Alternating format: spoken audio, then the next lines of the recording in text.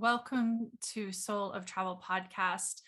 Today is going to be a fun conversation. I'm sure we were just laughing too much before we even got on here, so we'll see if we can stay on track. But I'm very happy to be joined today by Elyse Mailhot, and she is a publicist and really focuses on adventure travel and transformational travel, which are two of my very favorite places to focus in the tourism industry. So we have so many great things in store. I can't wait to get started. So welcome to the podcast, Elyse. Yeah, thank you, Christine. It's a pleasure to be here and an honor. I really love your podcast. I'm a big fan, so thank you. Thank you. I appreciate that. Well, as we get started, just to kick things off, I'd love to let you introduce yourself and tell our listeners a little bit about your background Yeah. and kind of how you began to find yourself drawn towards travel. And then we'll learn how that's led you to where you are now. Yes. Well, thank you. So I've been running my own business. So it's a small marketing and PR consultancy specializing, as you said, in adventure travel of transformational nature. I've been running my business for about now 8 years after working in a corporate environment, a 9 to 5, great position, but the purpose came. Something else called me and my entrepreneurship kind of wanted to emerge. And so I took a big leap of faith and started my company, and it's been going very well. It's a beautiful space to be in. Yeah, it is. I think all the time I have to kind of pinch myself that I'm actually working. A lot of times when I'm working, it feels, uh, very unreal. I was just sharing with someone that I ended up doing the pre-trip adventures for the Switzerland Adventure Travel Summit. And, we were hiking together and biking together and ended up having to share a room because we couldn't camp out under the stars because it snowed. And people are like, that's work. Isn't it weird to have to all of a sudden share a room with your colleague or to spend all that time with them? And like, no, at the end of the day, we always are like, we wish we could keep going and Yeah, spend more time adventuring. so true. And what we do actually in the industry and the opportunities to travel that we're given, a lot of our friends, and you appreciate that, they don't think we're working. We are fully enjoying and sharing, our stories with our work colleagues and so on, or new people in the industry. And we just share so much in those moments. And you get home and it's impossible to share that.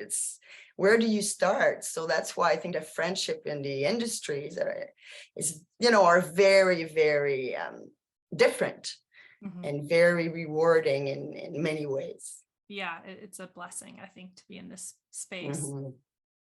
Well, you shared a little bit about your business, but I would love to hear from you. Kind of, what was the inspiration to leave that corporate world and really follow your dreams? What set you out on that path? Yeah, if I can start maybe of, my love of the industry and how I got into travel, and then it'll Sure. lead to that. It's all linked, obviously. But I always knew that I wanted to be in the travel business. Sometimes you get in college, you have some decision to make. What do I want to do? Psychology, I don't know. And tourism was my passion. And it started really young by having two older sisters that travel extensively. So they always inspired me. And our parents would, my parents and I would drive them to the airport, drop them off, and here they went again. So the joy, the tears when they left and the tears when they came back. And I'm like, so last time, we did that. We went to New York. It was chaotic. And I look at my mother, I said, I want to work here. How do I work here? And there was that lady behind the airline counter. And I'm like, okay, this is what I want to do. What do I do? And then I research, and I just found that tourism management course. And I went and took it 3 years. And then I went in marketing, and I traveled quite a bit after that. And I knew I was in the right place. It resonated very deeply in me. And then I had very good position working for different DMOs, quite young, had really good. So I got to travel. My 20s were extraordinary. What we've got, what I did. what we did with, within the DMO and all my friends there, we traveled a lot. And then anyway, fast forward, I have a really good position for a DMO. And then I get stuck a little bit in that corporate environment, and which I loved my job, but something was not right in me. So anyway, I had to take a little break, and I went on a heli hiking holiday. And I climbed a very challenging Via Ferrata, reached the mountaintop, look around, and I was in awe. I was like, welcome back, Elyse. This is your happy place. So I went back to work 2 weeks later, and really nobody really asked, how was it and all that. So you keep that feeling to yourself. And not long after, it was that, okay, it is time to shake things up, and took a pause and started my company. And thought I had enough relationships with industry colleagues around the world, but also some travel media, because I was in the communication department in my last position and had really good contacts worldwide. And I'm like, I can do this, I did it. So anyway, I did, and I never looked back. It's been challenging being in small companies for sure, but I wouldn't do it otherwise. So yeah. I love that you knew that you wanted to do this like out of the gate, because I think so many people I've talked to kind of found their way into tourism because it Yeah. spoke to, their curiosity about the world, or their sense of wonder, or their sense of community, or, they were doing writing or photography, and it like they eventually find their way. But I think you're one of the first people that I've talked to that said, like, I know this is what I'm doing, and Yeah. started off on that path. So that's amazing.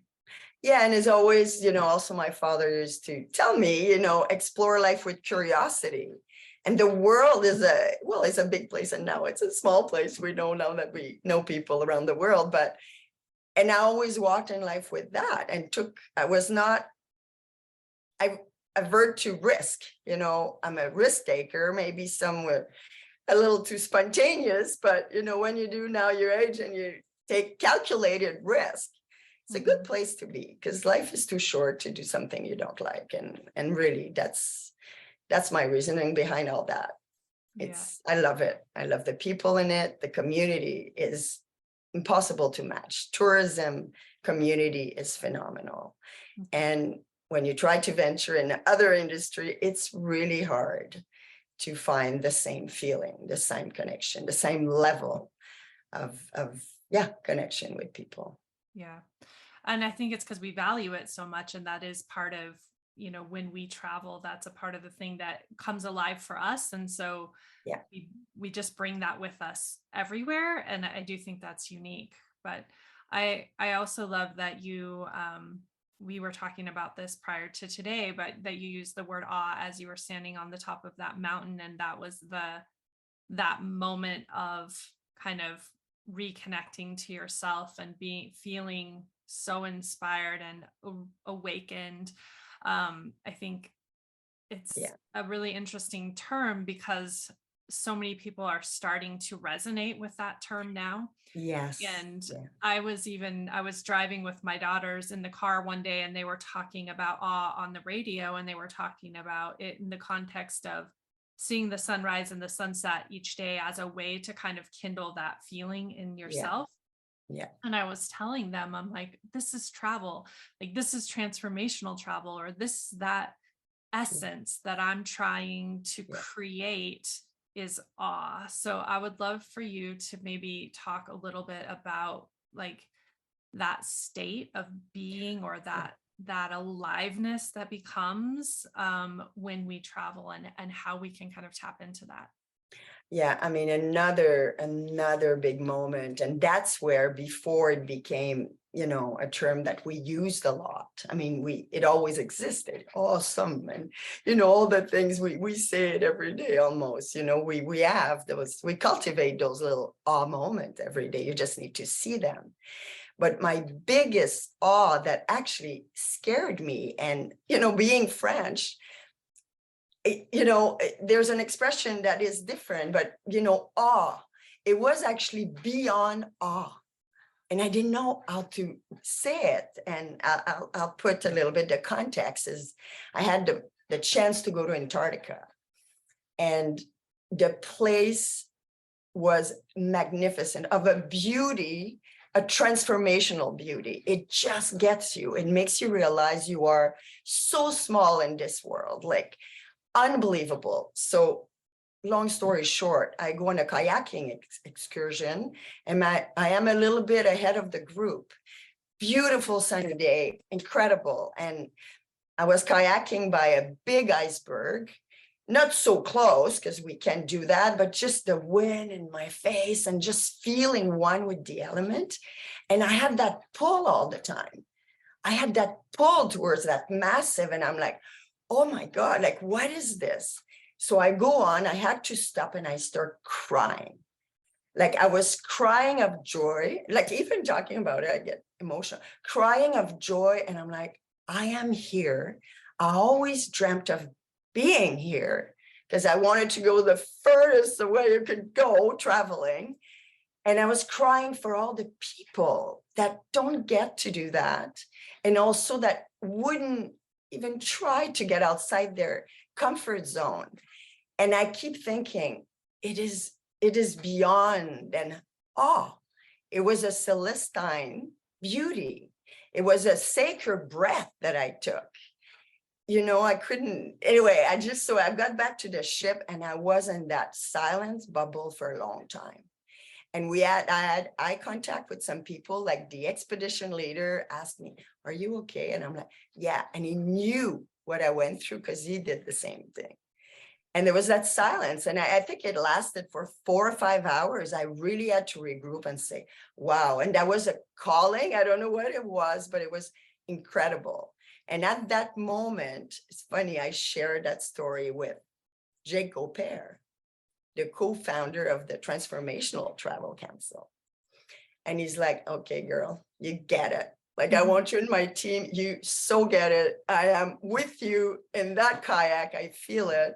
And that's how I got involved at a different level, the transformational, like the transit between adventure travel and more on the physical side for me. It was like pushing myself out of my comfort zone often in nature, but it has to have a physical element to it. And that led me to start talking about it more often. And then I was working with clients that's the type of adventure they were offering, like adventure that makes you travel within as well as outside, by the connection you have with the environment you're in and where it takes you and how it makes you grow and change. So yeah, that's the journey. So the awe could be like that, but also is discovering or noticing the little awe moments you have every day. We have them. They don't need to be celestial, they are there, and that makes us better people. That could be a healer. That takes us closer to our environment and nature, whatever you find joy and awe, connection with people, it's just, yeah, I think a lot of our colleagues can relate to that. But so I became a little selective of who I worked with, and, the power of saying no sometimes. And I did, because if it didn't align, if I don't have my heart in it, I'm not as good at it, sharing the stories of my clients. And yeah, it's been so far so good. And now it's reigniting. COVID was very difficult, and like everybody experienced that, and all industry, but I think we really, small business owner really, really had it difficult, and make us realize how much we miss travel. And now I'm glad to see that it's reignited and my company is picking up again. And I'm really grateful again for the leads that I had, because it's people in the industry that said, oh, you should talk to that person. And now I'm like, So I'm thrilled about it. There's really Yeah. good opportunities out there, and I Yeah. love what I do, so I'm not changing. Mm. Thank you so much for sharing that Mhm, story. I feel, mhm. well, I feel that story for one thing, Yeah. that experience. And I agree with you that, like, that moment when you have that is so powerful. And like, I feel like maybe people might think that you would then become maybe addicted to pursuing that moment over and over. Mhm. But I think what I found is that once I had that moment and felt how powerful, and also I love how you shared, because this is what I usually try to convey, is like how big the world is and how small you are, and that, like, that dissonance that you feel is so powerful, and also makes you see this, the privilege of just Mm. existing, right? Yes. And it's not that you become like pursuant of that, you become addicted, I think, to seeing other people have that experience, and Exactly. wanting to Exactly. share it. Absolutely. We become closer to the element we're in, but also to people. We're selfless. It's more than about us. Mhm, So suddenly you want to share that. You want people to feel the excitement, and you want to empower them to live something like that, mhm. or make them notice that maybe they've seen it and they may not call it like that, but they lived it. That's that feeling, the goosebump you have sometimes, and you're like, oh my God, Mhm, the emotion, seeing two people hug or holding someone's hand, or mhm, those are all moments, the human moments, or it's mhm. humanity. And Yeah. travel calls that very much so, if your eyes are open to see Yeah. that. Yeah. And as you were talking through that, also, I was thinking about how much time we spend in our daily life feeling pretty numb and isolated and closed off. And it's almost like we forget how to see those things, because also I Yeah. feel like I now sometimes get like over raptured, like too many things are beautiful and awesome, Yeah. and you kind of like, oh my gosh, I actually have to turn that down, because it's we're not used to being in that space. But I was thinking about, you mentioned the TTC, and I was in Slovenia for their Yeah. gathering this year, which Yeah. was in itself awesome to be amongst that community. And we're going to talk a little bit more about that. Yeah. But we went on a hike, and they asked us just to find a spot and sit and just be there for 15 minutes. Yeah. And like, it was kind of early in the event, and my brain was still like, 15 minutes, what am I going to do? Just sitting here. And then, you kind of sit down, and I started thinking about how, like, what would my daughter, my littlest girl, do if she was here? Well, she would start digging around and looking and seeing. And then, like, I was really seeing like all the little pieces of moss growing on this one plant. And then that allowed me to notice like the smells. And then I could see these even smaller flowers like growing inside. I'm like, I Yeah. could have been hiking and felt like I was immersed in nature, and it was beautiful, right? It was really beautiful Yeah. just to be in that hike. But then stopping and slowing down and going smaller and looking for that like tiny awe was Oh, actually even more powerful than the big mountains and the fall colors and yes. all of those things. Yeah, no, totally. And another moment, like sharing, as you said, I wonder how my daughters would react to that. Would they see, or just making them, look at it with different eyes? Well, I had the chance to take my daughters to the Arctic, to the Canadian Arctic, on a small ship, with scientists and all that knowledge that was on board and being shared and so on. And to see them in awe, we saw narwhals. Mm, You're a little girl, you see a narwhals. I mean, it's phenomenal. Or bears. First outing, we see bears, polar bears. There were many of them, and they were blown away, and it changed their trajectory. It awakened their sense of adventure. Now, it was pretty amazing that they had to go there, and I'm grateful for my clients at the time, but just an incredible experience. And to put your kids in an environment like that, is incredible, or any travel experience. And it could be a micro travel experience. It doesn't need, it could be just, in the little community an hour away that you never really stop. You've driven by, but, so we don't need to go far to find that, but just to get out of ourself and also our surroundings, daily surroundings, I think is really important.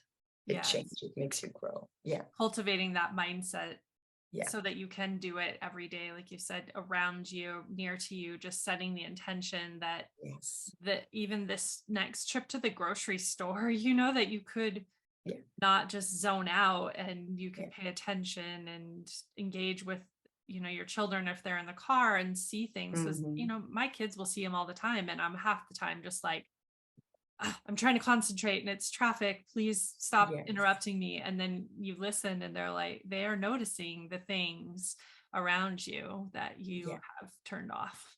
Yeah.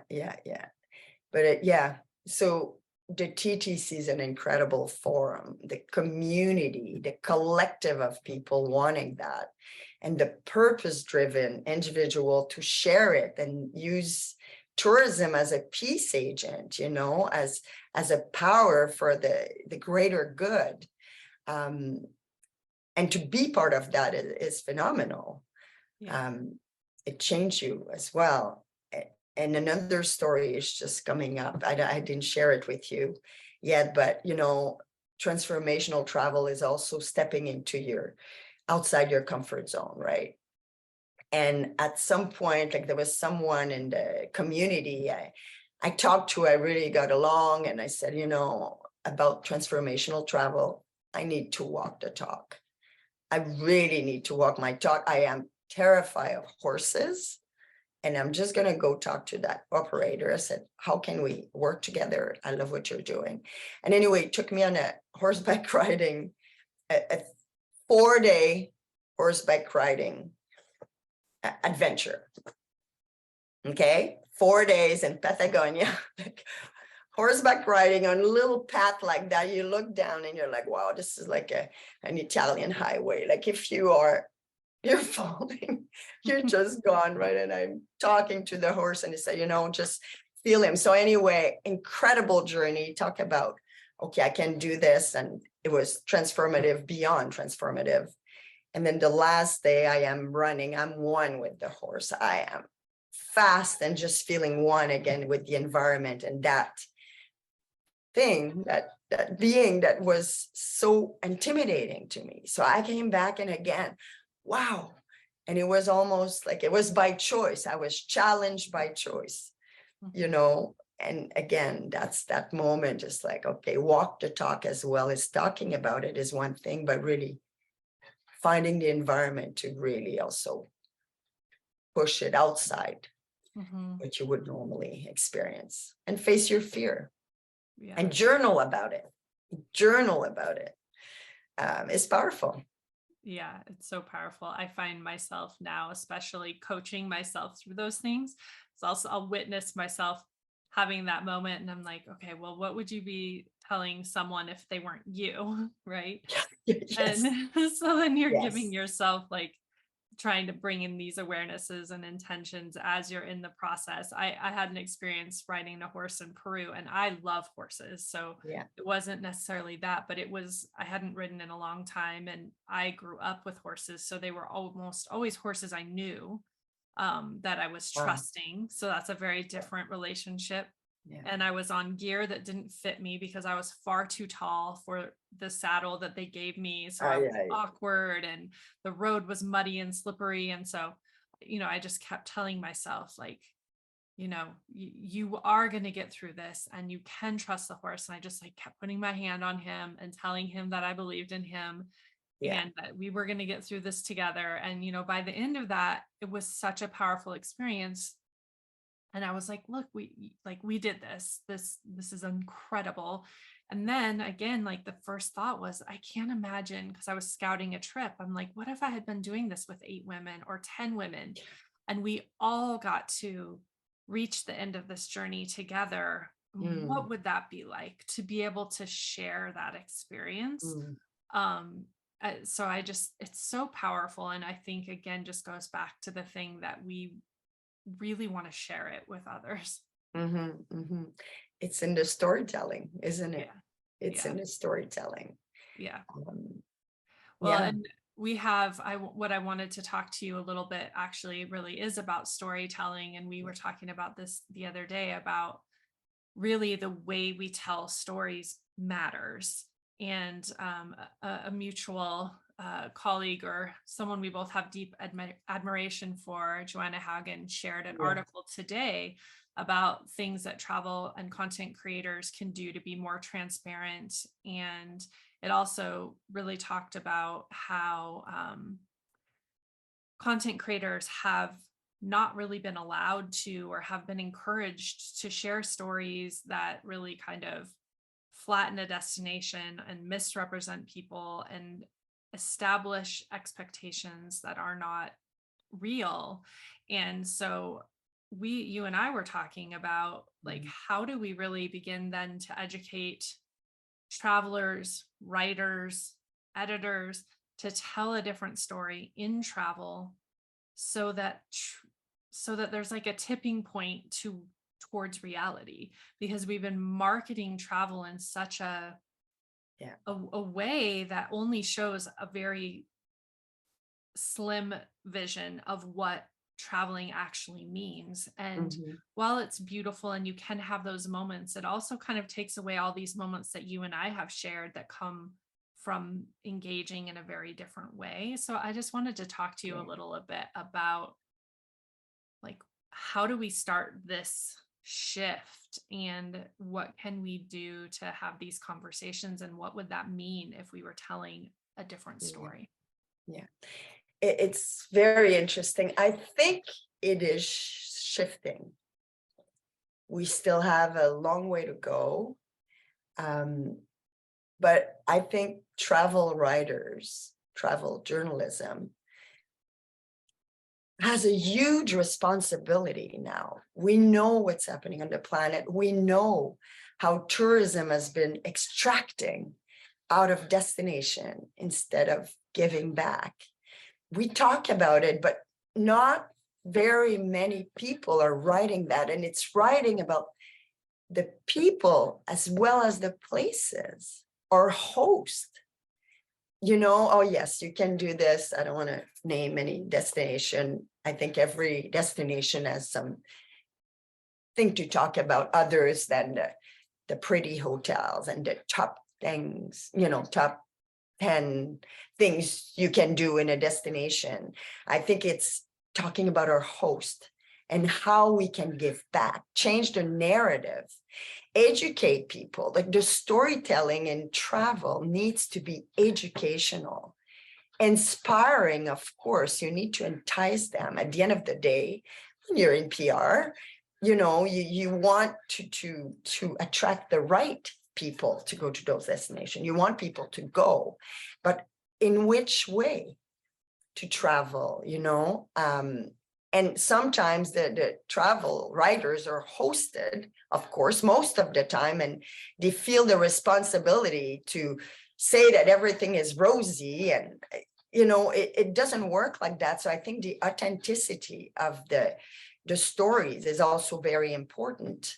I think there are movements in the industry that are being, that are emerging right now, and some individuals that are leading the pack to really remind everybody that this is how it should be written, or encourage them to look at different story angles.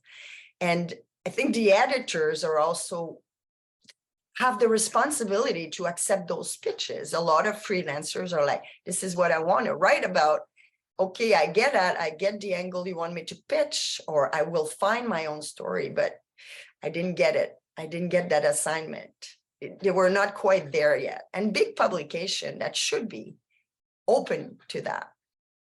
So I think one of the movement, again, as we talked about the Transformational Travel Council, is that we started, and I guess I co-founded it, maybe 3 years ago now, after long conversation, is that we started a program called the Herald Media Program.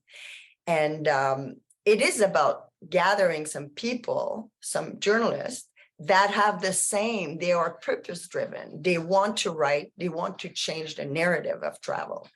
And we used to lead that, we as a non-travel writers, you know, and now the platform, that the group have changed a little bit, and now it is led by heralds for heralds. So together they are brainstorming and getting different ideas and ways to how they can do that. You know, writing responsibly, you know, sustainability, respectfully, you know, talking about the people again in the places and different way to experience that, and also educating the host to maybe not only conduct, you know, the site inspection, the site inspection, but also take them outside their beautiful venue and show them how it could be done. So people, when they stay there, you know, they can experience that a different way.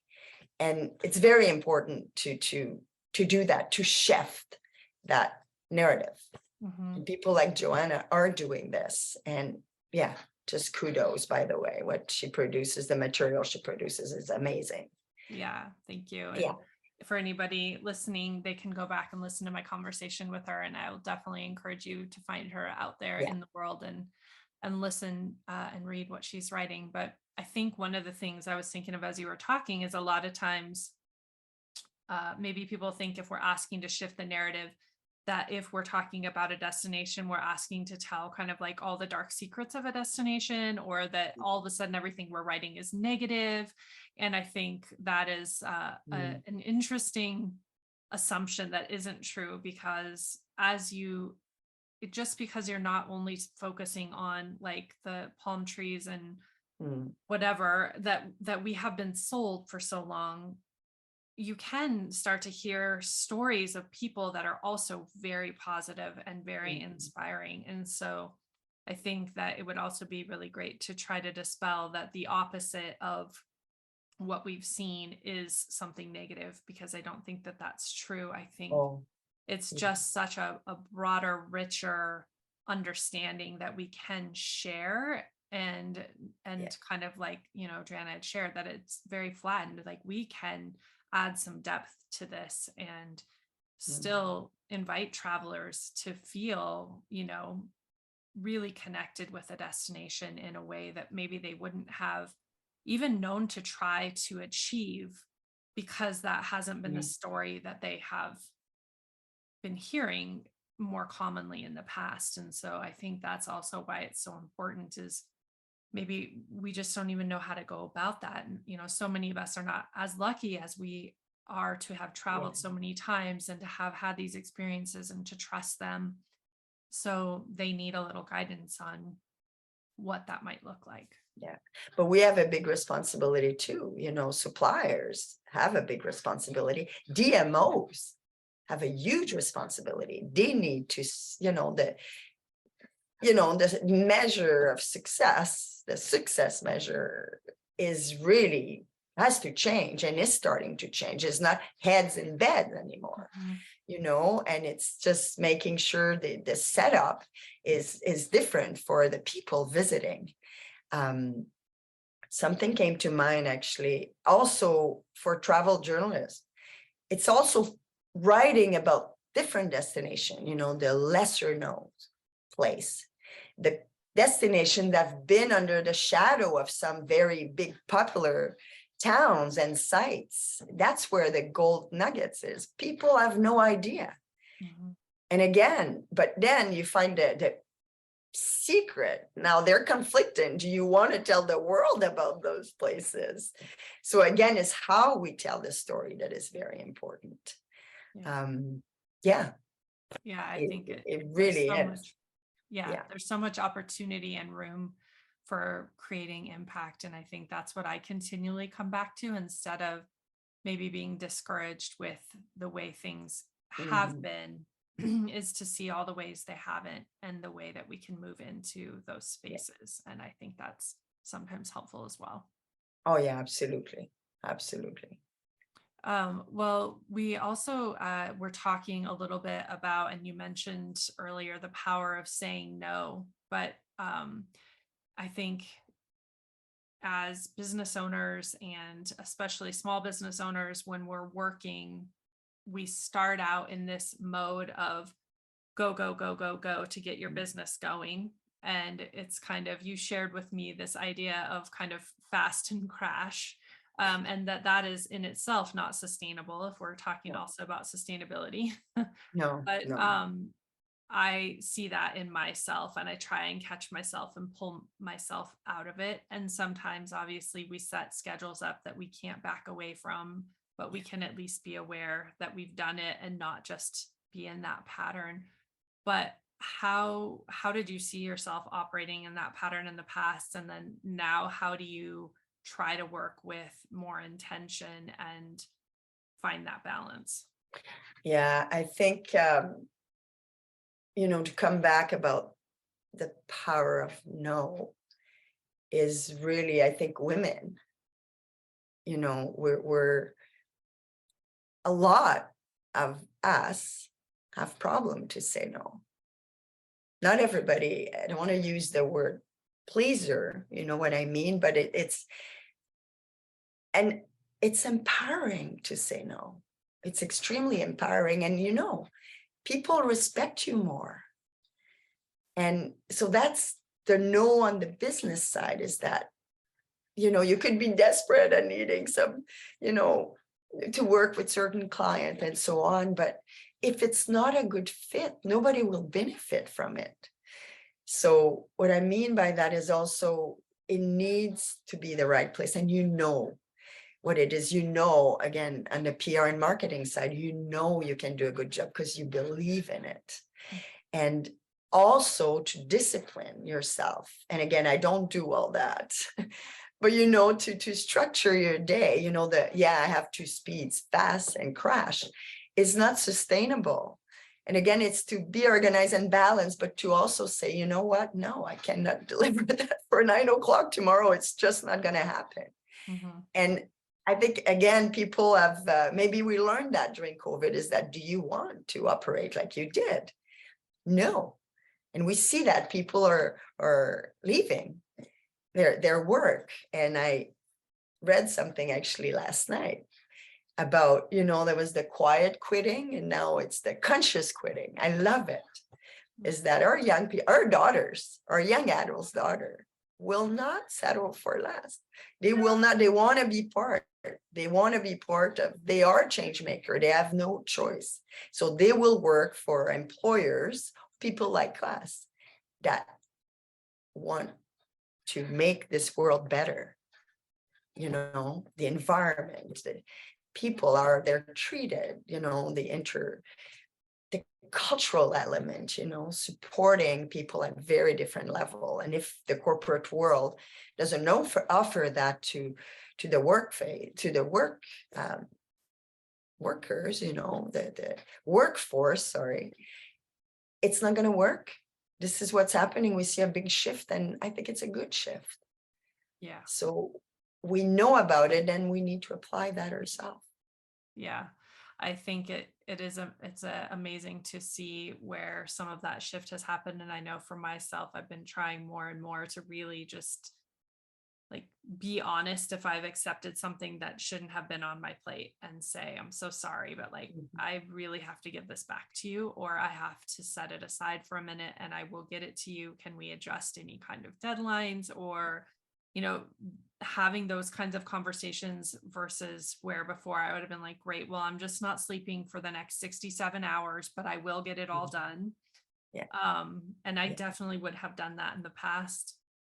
And Yeah. also, Yeah. you mentioned the respect of Mhm. seeing someone give you a no.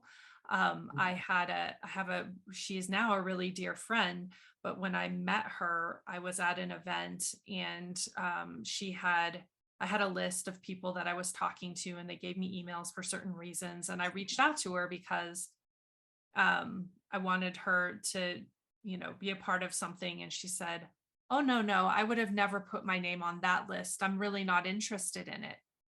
And I Yeah. was at first just like, what? just happened. I mean, if someone had called me and thought I had my name on that list, I would have been like, "Oh, you're right. I probably did put it on there, and go ahead and tell me about that thing, and then I'm probably going to commit to it even if I didn't want to." But she just said, "Nope, I would have never done that."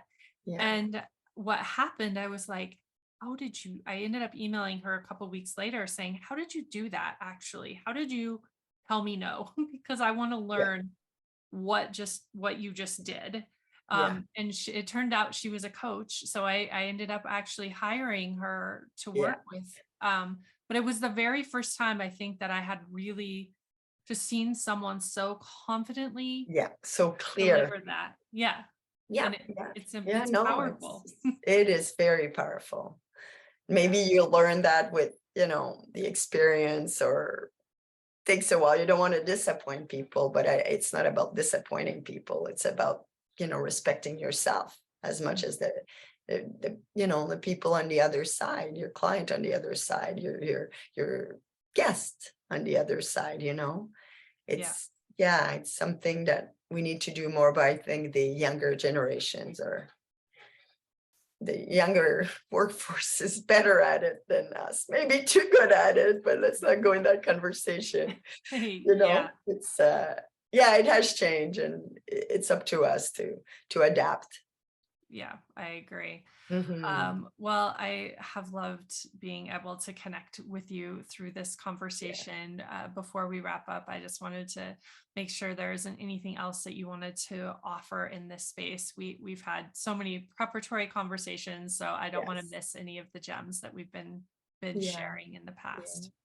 I mean, we were talking, and again, I've posted it all over the place, but we were talking about awe moment, and transformational moment. Let's bring it that to that, because that's what it is. But there's a book out there by Dashner Keltner that is called Awe: The Science of Everyday Moment. And it is an excellent read. It's supported by science, the science of emotion, and it's just it's very good.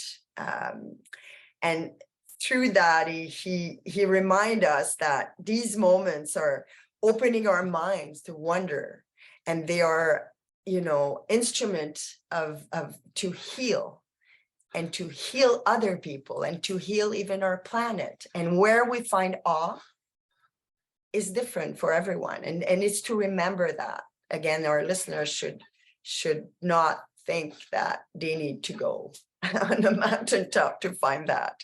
They can find it in, a museum, looking at a piece of art, and be in awe. And we talked about it, so I don't want to repeat, but that is a really good read. I highly suggest it. Yeah, I think it's such a valuable point too. I've talked a lot about how adventure means different things to different people and that it's on a spectrum. But I think it's also really valuable to understand that transformation is on a spectrum, both in terms of like maybe what we expect as a transformation, but as you mentioned, like what will be that thing that Oh, is the thing that ignites you. It's such a personal experience, and I think that is what makes it so powerful, because it's yours. Like I can't just crank out these experiences and everybody will go through them and walk away feeling the same. That it is mm, your experience, and that's what's so empowering. And even like coming back to the idea of group travel, when I am creating an experience, like I yeah, have an idea of things that might resonate with people, but everybody is walking in there as themselves with their own way of being and seeing and understanding, and so they are going to have and engage with everything slightly different. But then when you're traveling with a group, you can reflect on everybody else's experience, and so then that also kind of gives mhm. you a moment of their awe, I guess, which is Yes. also very powerful. But I Yeah. think it's so important.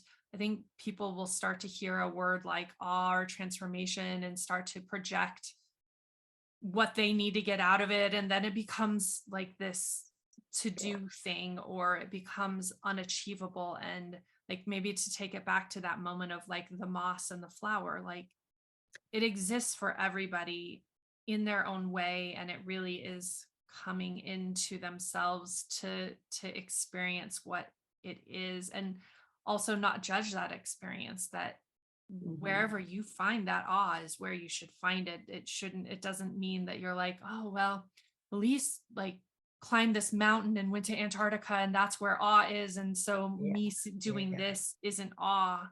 Like it is awe and it is yeah. powerful. We are all, Yeah. to not forget that. And in the book, what he comes up with is the 8 wonders of life. And if you look, it goes in detail with it, but you can find it in people, the courage, the strength, the kindness. You can find it in nature. For me, it's for nature, obviously. You can find it in music, in concert, in art. You can find it in religion and spirituality. Having epiphany, the big idea, and life, the birth of life, seeing an infant coming to life, and the death, the closest, the realization that there's something else after this life. Those are all moments, and it makes sense. There's the natural wonder of the wonders of on the planet, but there's also the 8 wonders of life, which I think is a good way to look at it. And it is not a trend. I can tell, I could hear some people thinking, oh, transformational travel is a trend. It is not a trend. It always existed. Mhm. We're just bringing it to the surface, to the real thing. Enough fluff. I think we've learned that we need more than things, and experience is the currency of the days. So we talked about that. My personal currency has never been money. It's been experiences and the sense of belonging to a community that is purpose driven. And I think it's important to find your currency and to live by it. Yeah. Oh my goodness, that's so good.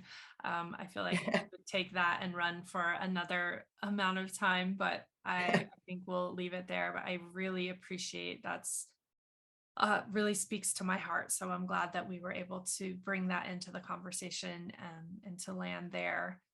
Before we end, I would love to I have a few rapid fire ish questions to share. So we'll go into those. And the first one, I think we've already covered, but just in case there's anything else, the first question is, what are you reading right now?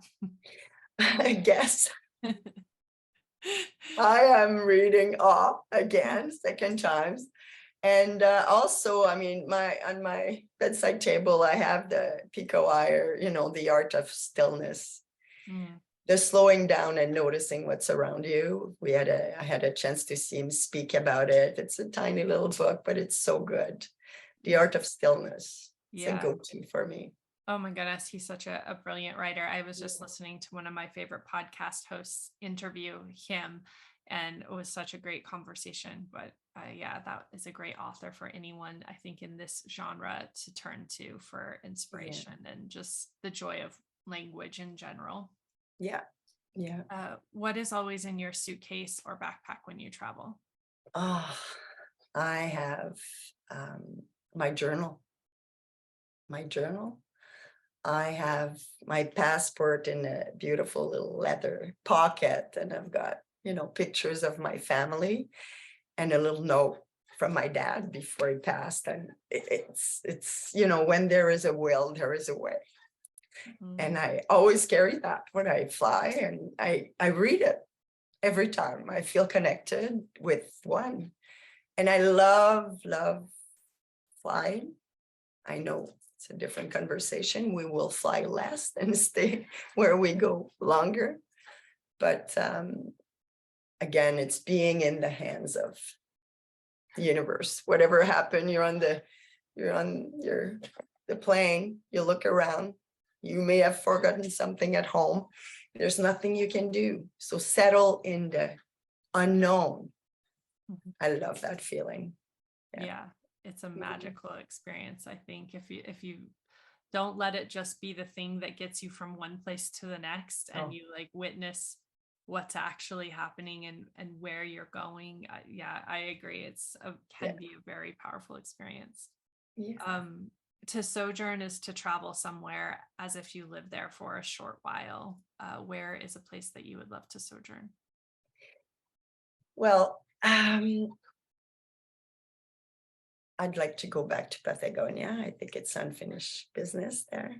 But Greece is calling right now with my daughter, to share that experience before she moves on and go to university. So that's where I want to land right now.